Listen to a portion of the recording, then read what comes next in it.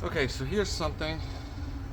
This is the shift linkage for a Corvair. This is an early model, so 1960 to 64. I don't know if they're the same for the late models. I assume they are.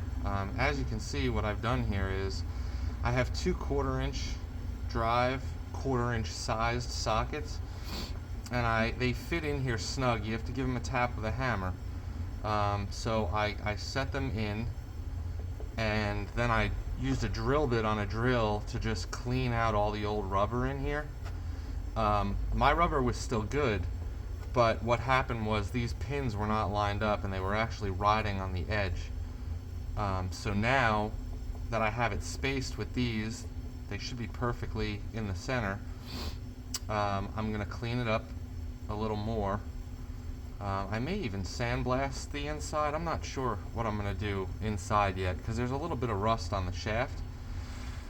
And then I'm going to fill it with polyurethane, either window weld, 3M window weld, or the SEM equivalent, or I may do the two-part mix and pour it. I'll plumb up the back here with, or rather I'll plumb up the front here with some clay, and I'll pour it and let it dry like that.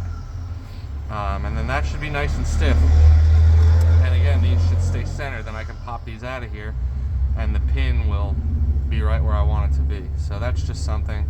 I'm sure this is an old trick that I've just thought up, but you know, every good idea has been thought of before, right?